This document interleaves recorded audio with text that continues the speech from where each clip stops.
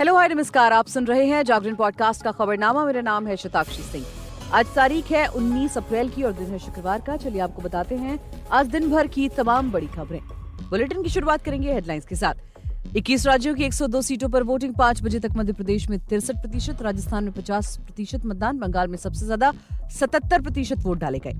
अब आटे के लिए तरस रहा आतंक का सप्लायर, पीएम मोदी ने पाकिस्तान पर किया कटाक्ष। सुप्रीम कोर्ट में सीएए के नियमों को चुनौती देने वाली नई याचिका दाखिल, केंद्र और असम सरकार से मांगा जवाब। चीन की घेराबंदी की तैयारी, भारत ने ड्रैगन के पड़ोसी को दिया ब्रह्मोस मिसाइल की इस खासियत के लिए हुआ था सौदा।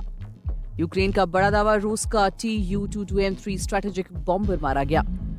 सीक्लीफ कल्चर से परेशान हुए पीएम ऋषि सुनक, लंबी अवधि के मेडिकल अवकाश नियमों को सख्त करने पर करेंगे विचार। सिप्ला पर लगा करोड़ों रुपए का जुर्माना, गलत दावे के कारण हुई कार्रवाई।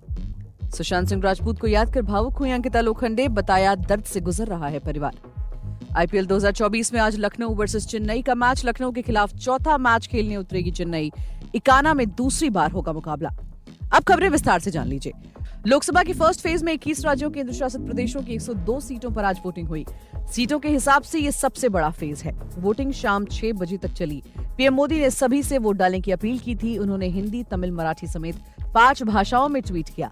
वोटर टर्नआउट ऐप के मुताबिक शाम 5 बजे तक सबसे ज्यादा वोटिंग बंगाल में 77.57% हुई। सबसे कम वोटिंग बिहार में 46.32% हुई। 21 राज्यों में वोटिंग का एवरेज 62.8% है। वोटिंग के दौरान मणिपुर के बिष्णुपुर में फायरिंग, बंगाल के कूच बिहार में हिंसा और छत्तीसगढ़ के बीजापुर में ग्रेनेड ब्लास्ट हुआ है। ब्लास्ट में एक असिस्टेंट कमांडेंट और जवान घायल है। मणिपुर की 2 लोकसभा सीटों पर भी इस फेज में वोटिंग है। हिंसा को देखते हुए आउटर सीट के कुछ हिस्सों में 26 अप्रैल को भी वोटिंग होगी। 2019 में इन 102 लोकसभा सीटों पर भाजपा ने 40, डीएमके ने 24, कांग्रेस ने 15 सीटें जीती थीं, अन्य को 23 सीटें मिली थीं।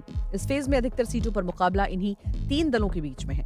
फर्स्ट फेज में 1625 कैंडिडेट्स चुनाव लड़ रहे हैं। उनमें 1491 पुरुष, 134 महिला कैंडिडेट्स हैं। 8 केंद्रीय मंत्री, एक पूर्व मुख्यमंत्री और एक पूर्व राज्यपाल भी इस बार चुनावी मैदान में हैं। इस फेज के बाद 26 अप्रैल को दूसरे फेज की वोटिंग होनी है। कुल 7 फेज में 543 सीटों पर 1 जून को मतदान खत्म होगा और सभी सीटों के रिजल्ट 4 जून को आएंगे। वहीं प्रधानमंत्री नरेंद्र मोदी ने शुक्रवार को पाकिस्तान का नाम लिए बगैर जमकर कटाक्ष किया। उन्होंने कहा कि हमारा पड़ोसी देश आतंक का आपूर्तिकर्ता था। वो इन दिनों आटे के लिए संघर्ष कर रहा है। उन्होंने कहा कि दुनिया में कई देशों की स्थिति दिन प्रतिदिन बेहद खराब होती जा रही है और कई तो दिवालिया के कगार पर पहुंच गए हैं। मध्य प्रदेश के दमोह में एक चुनावी रैली को संबोधित करते हुए उन्होंने फिलीपींस को ब्रह्मोस सुपरसोनिक क्रूज मिसाइल प्रदान करने का भी उल्लेख किया। उन्होंने कहा कि भारत एक समय में अपने अधिकांश हथियार विदेशों से खरीदता था और अब यही भारत अन्य देशों को उच्च तकनीक वाले हथियार निर्यात कर रहा है। उन्होंने कहा कि भारत रक्षा क्षेत्र में आत्मनिर्भर हो गया है और इस साल दूसरे देशों को 21,000 करोड़ रुपए के हथियार निर्यात करने की तैयारी में है। पीएम मोदी ने कहा कि भाजपा के नेतृत्व में केंद्र सरकार राष्ट्र प्रथम के सिद्धांत पर काम कर रही है। उन्होंने कहा कि उनकी सरकार कभी भी किसी के दबाव में नहीं आती है और किसी के सामने नहीं झुकती है। उन्होंने अपनी रैली में लोगों को संबोधित करते हुए इस बात पर जोर दिया है कि देश को एक बड़ी वैश्विक शक्ति बनाने के लिए अगले 5 साल बेहद महत्वपूर्ण हैं। पीएम मोदी ने विपक्ष पर जमकर हमला बोला। उन्होंने विपक्ष पर देश के रक्षा क्षेत्र को कमजोर करने का आरोप लगाया। उन्होंने भारतीय वायुसेना के लिए फ्रांस निर्मित राफेल लड़ाकू विमानों की खरीद पर बाधाएं पैदा करने के लिए कांग्रेस की आलोचना की।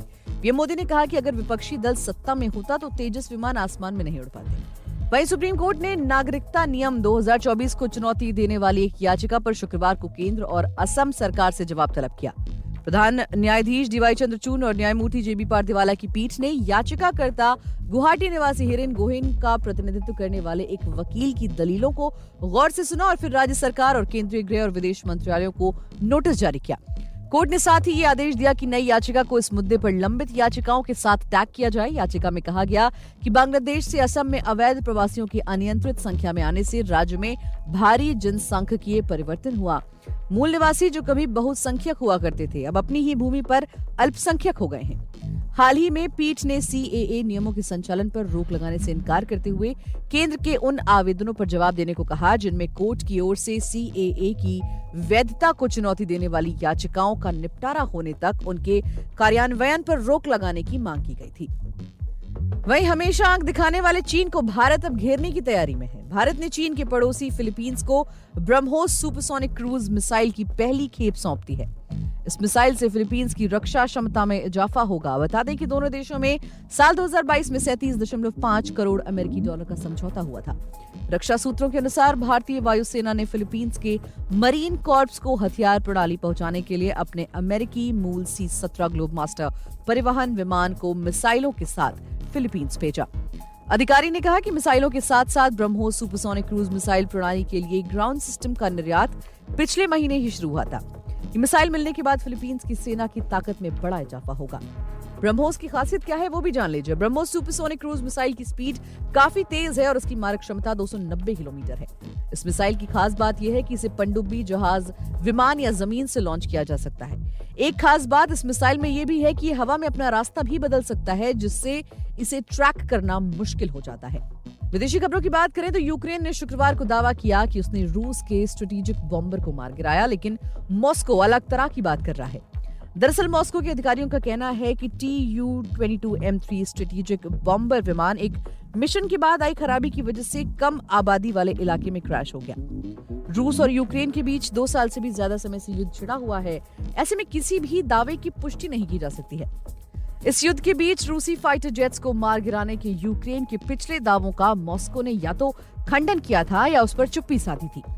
रूस की वायुसेना यूक्रेन की तुलना में ज्यादा शक्तिशाली है, लेकिन कीव ने पश्चिमी देशों की मदद की बदौलत एक कड़ी चुनौती पेश की। यूक्रेनी रिपोर्ट में कहा गया कि वायुसेना और सैन्य खुफिया ने विमान भेदी मिसाइलों के साथ Tu-22M3 बॉम्बर को गिराने में सहयोग किया। वहीं ब्रिटेन के पीएम ऋषि सुनक स्थायी रूप से वर्कफोर्स से बाहर हो जाने वाले ब्रिटिशर्स की संख्या में बढ़ोतरी को रोकने के लिए लंबी अवधि के मेडिकल अवकाश के नियमों को सख्त करने पर विचार करेंगे। लंबी अवधि की बीमारी में वृद्धि और छात्रों की अधिक संख्या के कारण कामकाजी उम्र के लोगों के बीच श्रम शक्ति में भागीदारी 2015 के बाद से सबसे कम है। अन्य बड़े समृद्ध देशों के विपरीत, जहां 2020 के बाद से भागीदारी में वृद्धि देखी गई है, सुनक ने शुक्रवार को अपने भाषण में जिक्र किया कि मानसिक स्वास्थ्य स्थितियों के कारण काम नहीं करने वाले लोगों की बढ़ती संख्या एक विशेष चिंता का विषय है। उन्होंने कहा, हमें लोगों को काम पर वापस लाने में मदद करने के बारे में और अधिक महत्वाकांक्षी होने की जरूरत है और जीवन की रोजमर्रा की चुनौतियों और चिंताओं के अति चिकित्साकरण के जोखिम के बारे में और अधिक ईमानदार होने की जरूरत है। आधिकारिक आंकड़ों के अनुसार 16 से 64 वर्ष की आयु वर्ग के लगभग 22% यानी 9.4 मिलियन ब्रिटिश नागरिक ना तो काम कर रहे हैं और ना ही बेरोजगार हैं, जो महामारी से ठीक पहले 8.55 मिलियन से अधिक है।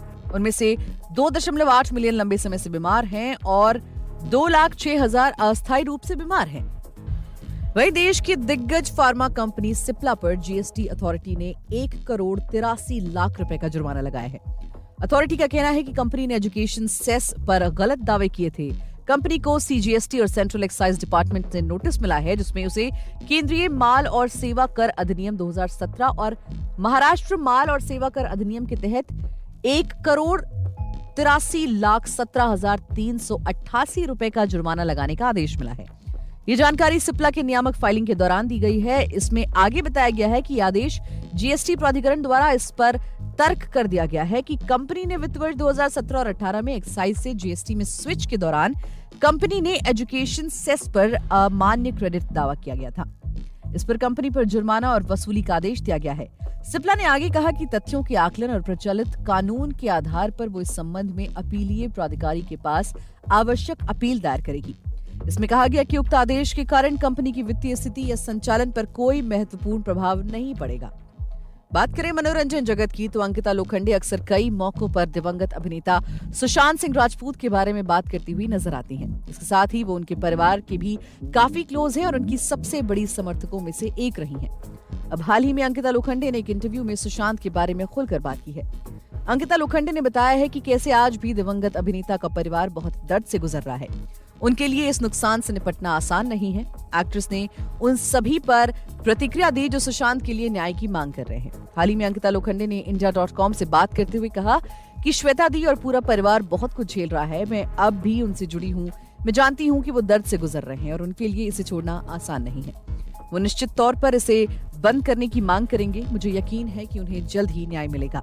बता दें कि अंकिता लोखंडे और सुशांत सिंह राजपूत ने साथ में पवित्र रिश्ता में काम किया था। इसके बाद दोनों लंबे समय तक रिलेशनशिप में भी रहे। हालांकि लंबे समय तक एक दूसरे को डेट करने के बाद दोनों की राहें अलग हो गई। बात करें खेल जगत की तो इंडियन प्रीमियर लीग 2024 के 34वें मैच में लखनऊ सुपर जायंट्स का सामना चेन्नई सुपर किंग्स से होगा। मैच लखनऊ के भारत रत्न श्री अटल बिहारी वाजपेयी क्रिकेट स्टेडियम में शाम 7:30 बजे से खेला जाएगा। टॉस शाम 7 बजे होगा।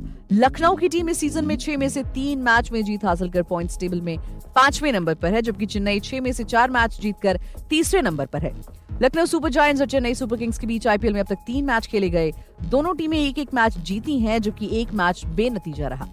दोनों टीमों के बीच लखनऊ में एक मैच खेला गया, वो मैच बेनतीजा रहा था। केएल राहुल की कप्तानी वाली टीम लखनऊ की शुरुआत इस सीजन अच्छी नहीं रही थी। टीम को अपने पहले मैच में राजस्थान रॉयल्स के खिलाफ हार का सामना करना पड़ा था। टीम ने इसके बाद कमबैक किया और लगातार 3 मुकाबले जीते।